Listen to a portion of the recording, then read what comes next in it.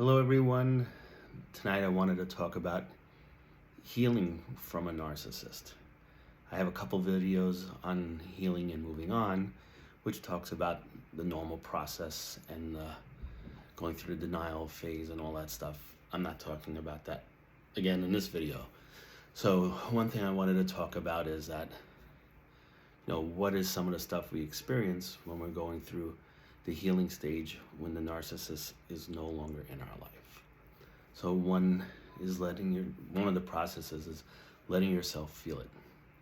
If you feel down, if you feel lost, if you feel depressed, don't try to mask it by either drinking or a rebound relationship. It's the worst thing you could do, okay? I know stuff's crazy right now where you can't really go travel or do anything like that to kind of get away, but just sit with those feelings. Let yourself fully feel it. Go through the experiences that you had, the crazy events that you went through, how they made you feel, not in the beginning, but after the whole fantasy phase was over with, the honeymoon phase was over with, because that's not the relationship. That was the grooming phase to get you and keep you. From there, all the abuse that you've had to go through, that's who they really are, okay? So one thing is letting yourself fully feel it. If you don't want to be around people, if you need time alone, it's okay, it's not going to last forever. But use this time to really think about what has happened. This doesn't mean to make excuses for them, okay? You're not making excuses for them. Remember, you can't put yourself into their shoes hoping that they have empathy and compassion and remorse, which they don't. So this is an important thing, but letting yourself feel all those feelings and let yourself work through them. They're not going to be as tough forever. The feeling when it's really extreme in the beginning, say from a 1 to a 10 and it's a 10, it's not going to be a 10 forever, but you have to let yourself feel it so you could start to work through it, okay?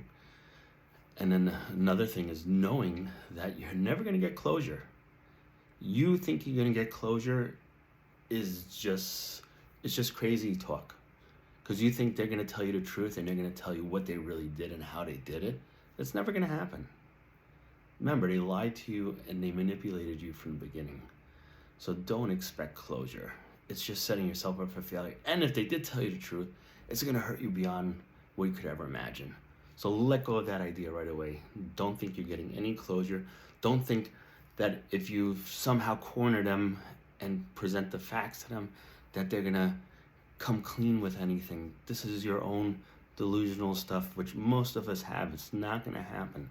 And being truthful to yourself and realizing you're not going to get that is going to help you start to move on. Accepting them for their mental illness that they have by learning about it and truly understanding it. If you realize it's a personality disorder that cannot be changed, fixed, or altered by your doing, your kindness, your giving, you being able to take abuse from them, when you really understand it, you could accept it and you could start to move on, because the only thing that you would get from being in this relationship is punished. As long as you're in that relationship, you're going to be used and abused and punished. That's a fact, okay? It's a personality disorder. It can't be cured. Most narcissists don't seek therapy, and if they do, it's during couples therapy usually, where the person who's the victim is going to get more abuse. It's very rare that they get any help. If anything, they can learn cognitive behavioral therapy, but it's very rare that they do, okay? A lot of the self-aware narcissists on YouTube and everything are doing it for one reason, not to help you, because they don't care about you. They're doing it because it helps boost their ego and they can make money off your suffering. They're going to tell you, oh yeah, this is what I used to do to my partner or whatever before I became aware. But it's not helping you. They're not therapists. They're narcissists. So the ones that are out there, yeah, you could get and understand how they think and how they feel, but it's not going to help you really heal. And their whole goal is to make money off of it, okay? Just remember also, it's a personality disorder. They have no empathy, they have no remorse, and they never will.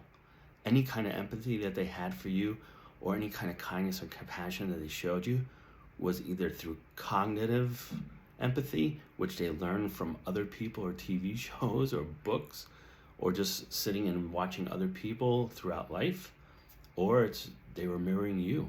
If you're a really sweet, kind person in the beginning, they were mirroring you. They could pick up certain traits from you so they could use it against other people in the future. This is just what they do. Okay, another thing that happens also when you're trying to heal is sometimes you think maybe they changed, maybe they miss me, right?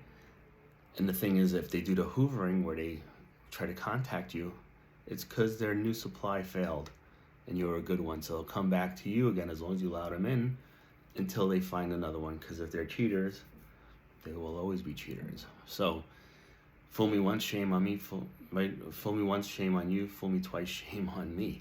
So you already know what's going to happen. So now it's up to you to want to go on that wild ride again. And if this feels like, if you feel like shit now, imagine almost getting to the point where you're healing a little bit, and then you reopen that wound and you let them back in because they're hoovering you. And then you have the flip side of it. You have it where all of a sudden you start to think that maybe they miss you and they've changed. And then you start stalking their social media, or you send them a text message. Maybe they'll return it. Maybe they miss me. Maybe they changed. You just open the doors, the floodgates back. I don't know if it's true or not. I forgot, but I think with Dracula, when he's after his main victim, he can't come into their house unless he's invited. But once you invite him, he could come in anytime he wants. So this is the same exact thing. So once you allow that person back in by texting them to check up and see how they're doing after, say, 3 months at a silent treatment or no contact, you're asking for it. No other way to say it. It's just you're asking for it. So the thing is, I see a lot of people on YouTube and Facebook and everything where they're like, oh, I was healing and then I sent them a text message, or I tried to call them and reach out to them to see how they're doing. Why did I do that? And it's like, yeah, why did you do that? I can understand in the very beginning, like, after the discard, maybe, after a few days you try and stuff, but after months, why are you doing this to yourself? After a year, why are you doing this to yourself? And sometimes you won't even get a response because if they discard you, you're a worthless piece of shit to them. So they're not going to respond to you because they already found somebody better, and that's it. If they respond to you and it's very abrupt, it's because they're trying to bring you back because the person they left you for failed. So many people are like, oh, I stopped talking to them and I just gave them a chance. I just had to reach out. Why did you do that? It makes no sense at all. Now you're going to be suffering. And most of the people I've read that done this or talked to, they really regret it because they wish that they didn't do that. So, and then you have people that stalk their exes, their narcissistic exes' social media. Oh, look, he's with somebody else. He's going to give them the love and happiness that he promised me. And, oh my God, it's like, but I deserve that. It's like, you deserve to be abused pretty much, because if you want that person back, that's what you're going to get. He or she's going to do it to the next person anyway. It's just a matter of time. This is a cycle that repeats all the time. And then once that person is out of their life, they get to the next person, and that cycle repeats and it repeats. This never ends. So why are you doing this to yourself? You have to actually get to the point where you love yourself enough to not allow these people in your life and to shut them out. There's something called the drive-by, where you'll drive by their house or walk by their house or apartment hoping to bump into them. Why would you do this? It's like you're not going to get closure, and if anything, if you do bump into them, you're going to get the full wrath of them with their rage and anger and hate. And this will make you feel worse, and you're going to wish you didn't do that. So you have so many people, after time, they just, well, maybe they'll text me, maybe they'll check up on me because they know I feel this way. They don't care about you. It's like, when are you going to realize they don't care about you? Everything is about them and what makes them feel good and what gives them fuel, admiration, and supply, and they're back onto it. And even if you did give it your all, it gets to a point where they get just bored and they need more excitement. And what brings up excitement? Cheating. Because then it's like, oh, I got a new person, I have this person they don't know, and all this sneaky stuff, and they get off on it. So why would you want this person back in your life? You have so many people that it's like, oh, I just let them back, or I unblocked them, and it's it's like the best thing you could do, and I know it's the hardest thing, is first thing you do is block them and delete them off all your social media.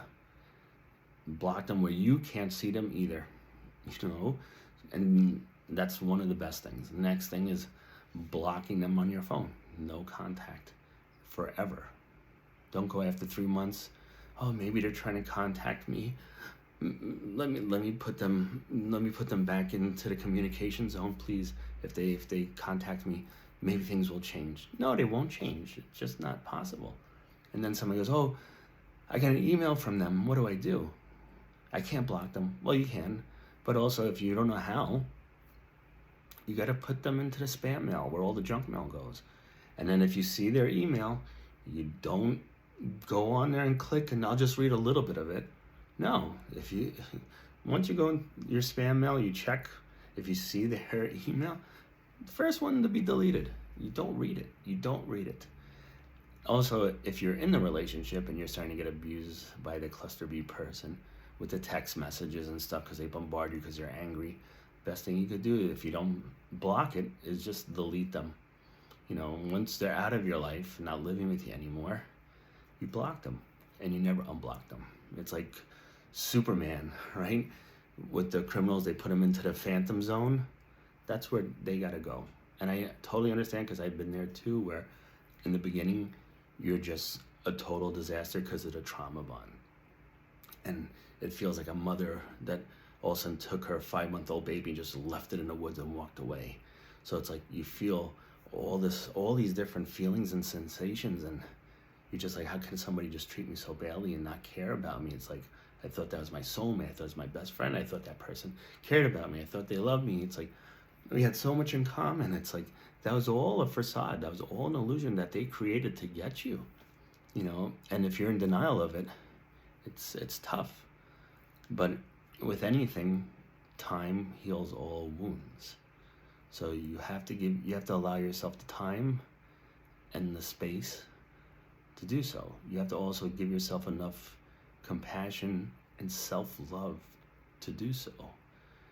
And if you don't feel that way right now about yourself, start reading stuff that will help lift you up. I know with my book, A Warrior in the World, Spiritual Samurai, it's on Amazon. It will help you in so many ways. There's so many other books. If you feel like you're codependent, get Codependent No More, or Beyond Codependency. There's so many books out there, but you have to give yourself time. And once you cut that person off with the no contact or anything else, especially if you don't have kids with them or anything like that, you never, ever, ever let them back in your life. Because if you do, they're going to try to destroy it again. So if they can't love you, don't look for somebody else that's going to love you in this mystical way. Love yourself. You are your true soulmate.